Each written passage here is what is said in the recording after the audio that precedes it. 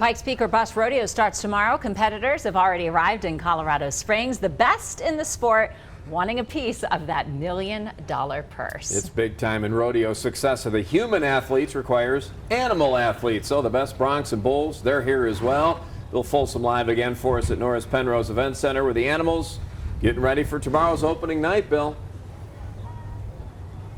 Yeah, and we're seeing them right back here. Give you a little closer look. They've been kind of picking on each other back here, showing you that they're ready to do some bucking out there. But a typical rodeo, riders hope for a good draw, matching them with a strong bull or bronc, but that doesn't always happen. At this rodeo, the animals were all invited because of their reputation as the best. There is some admitted animal envy happening at this year's Pikes Peak or Bust Rodeo. There's going to be some phenomenal animals here this week, and there's going to be pretty much every one of them I'd love was going home on my truck, you know, I'm not going to lie. Kirsten Vold has been the contractor of choice for decades at Pikes Peak or Bust. This year, she's bringing only around 20 of her best animals and sharing the corrals with other contractors invited to this year's prestigious NFR Open competition. This year we have 17 different stock contractors bringing their very best animals that have been selected by the top cowboys. And they kind of handpick them from all the different stock contractors throughout the U.S.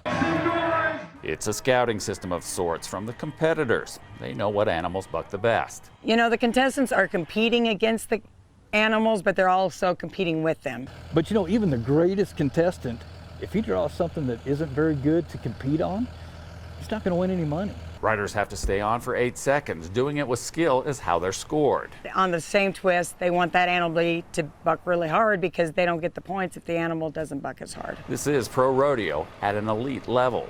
These four-legged animals behind me are professional athletes, and they get treated that way. The rewards of the Pikes Peak or Bust NFR Open go beyond a top spot in prize money.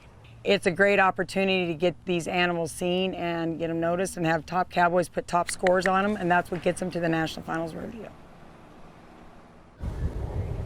So we feel pretty good outside this pen, but you don't want to get in with these broncs if you don't know what you're doing. We also went up by the bulls today. They're a little more intimidating even to approach them when they're behind the fence. The cowboys, well, they opt to get on them. A man who's competing, average cowboy is around 175 to 200 pounds. These bulls, they're closer to 2,000 pounds, and I can tell you they're all in top physical shape to be here. There is going to be a lot of action here tomorrow night.